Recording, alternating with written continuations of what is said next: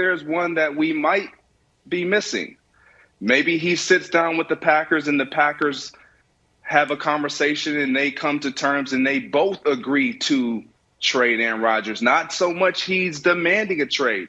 And the reason I say this is because you got to understand the coaching staff that's put in place. Matt LaFleur believes in his system. He loves Aaron Rodgers. Would he love for Aaron Rodgers to still be his quarterback? Of course. But he understands that if Aaron Rodgers is not my quarterback, regardless of what the world may think, what I may think, what we all may think as Jordan Love's not ready, if we were to trade Aaron Rodgers and acquire assets and continue to build out our team, we have been known to have great depth, great chemistry, a coaching staff that can put players in place to where we can be competitive.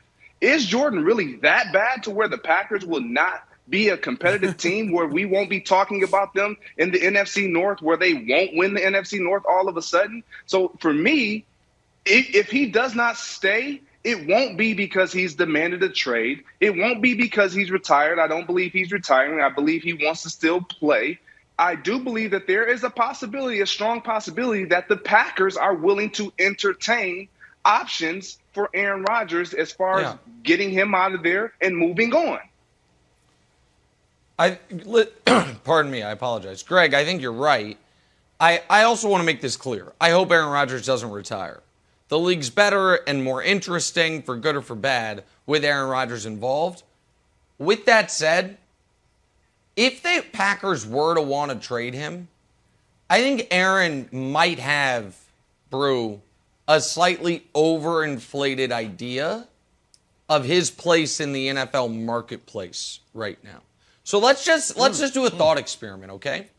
Let's say the Packers, who've been to 3 or back-to-back NFC Championship games before this year, since Matt LaFleur's been there, they've been excellent every season. They said, all right, we'll trade Aaron because he wants to be traded, but we want to compete. So we don't want to trade him for picks. We want to trade him for another quarterback. We're going to franchise tag Devontae. We've got this thing rolling. We want to trade him for another quarterback. I wonder, Broussard, if Aaron recognizes how many teams, if they said no picks involved 1-for-1, your quarterback for ours, would say no to the Packers. So the Chiefs would say no. The Bengals would say no. The Chargers would say no. The Bills would say no. I would argue the Ravens would say no. I think the Cowboys would say no. Dak's 10 years younger. I believe the Cardinals would say no. I think they would. I think the age, drama, all that comes with it, the here and gone. Hold on, that's 7. I think we can keep going a little bit. I think the Rams would say no. No, we're good. Like Stafford's 5 years younger than you, 4 years younger than you. I think I'm going to throw this one in. You guys will disagree. That's fine. I think the Jags would say no, but throw them out. That's 8 teams that are like, given age, given drama, given everything, we're good. Seattle. So that's a very different Seattle. Well, Seattle's got their own drama thing. Let's see what Russell Wilson's latest video shows. I don't know. Well, all right, let me go to Wilds, because Wilds is going to have an aneurysm. You disagree, Wilds? You think which of those teams say our quarterback for your quarterback 1-for-1? Tell me. I think nearly every team. Well, I'll say this: teams might say no, but they would be making the wrong decision. Tom Brady went through this exact same thing, Broussard. He wanted to go to the 49ers. The 49ers watched tape of Tom in New England and said, we're good.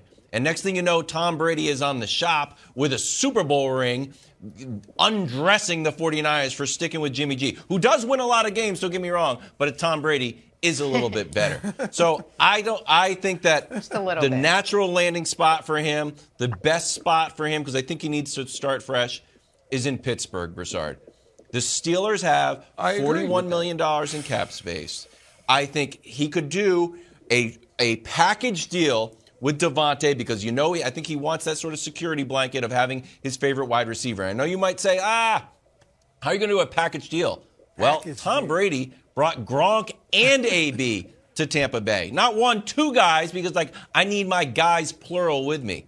I think Mike Tomlin is the type of coach that Aaron Rodgers would thrive under. You know that winning is at the forefront, and all the other excess stuff would be sort of pushed away. And it's silly as it sounds, I think Aaron Rodgers also needs to sit back and maybe hire a marketing company and say, where am I at in the public perception? He went on McAfee, he said, people are watching the Packers game to root against me because of my vaccination status. Dude, you can't go from being one of the most likable guys on State Farm to, in your mind, being one of the most unlikable guys that people are tuning in to root against you and not think that you made some odd public relations decisions along the way. I think he should request a trade to Steelers. I think it would be best for the Steelers organization, probably best for Aaron Rodgers, and best for the Packers. All right, a lot to address there. First, I totally agree with Greg's fourth option, that they could mutually agree to a trade. Nick, of the teams you mentioned, I'm with you on all except Dallas. And Dallas, Jerry Jones is getting older. We know is older. He wants to win it ASAP. So I do think he would make that trade. Just to get one championship. Well, I think Green Bay would do that in a heartbeat. I do think he would do it. I think Green Bay would. Do you think Green Bay would? I think Green Bay would do it in a heartbeat. Yep. So I think that's the one team I do think would make that trade. And whilst I agree, Pittsburgh, of all the teams you could point to, I said New Orleans yesterday or the day before, but that was with Sean Payton. Now that he's gone, New Orleans obviously doesn't make sense. Pittsburgh makes the most sense, but here's the problem, guys. If I'm Aaron Rodgers, and Nick, you mentioned these guys, do I want to go to the AFC? Like, it's not about me putting up numbers. It's not about me even winning MVP awards anymore. It's not about me getting deep into the playoffs. It is about me getting to a Super Bowl and winning one. And now I've got to go through Patrick Mahomes, Justin Herbert, Josh Allen, Joe Burrow, Lamar Jackson. Does he really want that smoke? If he stayed, the best option, and this is my answer, stay in Green Bay. Because I don't want to go to the AFC and have to beat up those guys, beat them every year just to get to the Super Bowl. If I stay in the NFC, Brady might be gone now. But even if he comes back, what is Tampa going to look like? His weapons, a lot of them might be gone. I got Matthew Stafford and the Rams. I don't know about Kyler and Cliff Kingsbury. I don't know where they're headed right now. So the one team, Dak, okay, the Cowboys, they're a soap opera. I can get through them. The one team in the NFC is the Rams and Stafford, Greg. In the AFC, I don't think I want to go there. So I think I'll stay in Green Bay and make nice.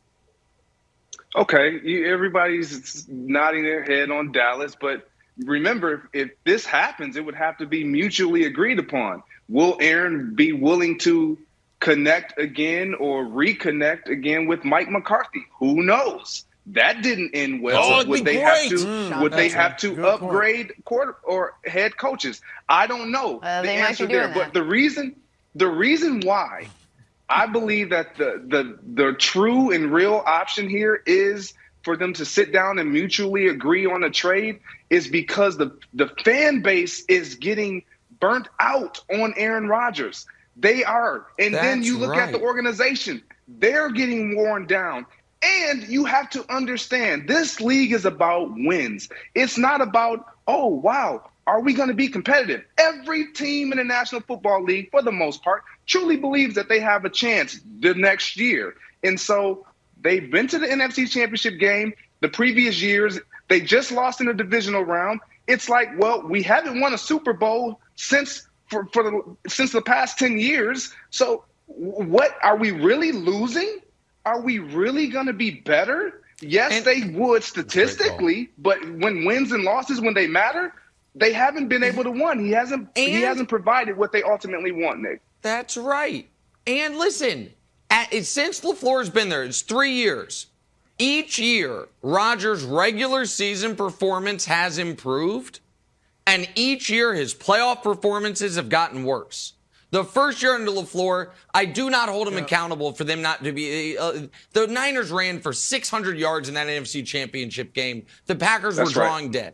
The next year, they're at home in the NFC Championship game. Brady is melting down in that second half, 3 straight picks. Rodgers can't take advantage. but he won the MVP.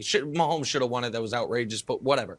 The next year, Rodgers runs away with the MVP, and they don't win a single playoff game.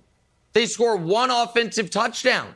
You need one drive at the end of the game. So his regular season performance has gotten better. His playoff performance has gotten worse. I want to give Kevin Wildes credit. Wildes, by the way, follow him on Twitter, at Kevin Wildes. He does these cool videos after the show a couple days a week now.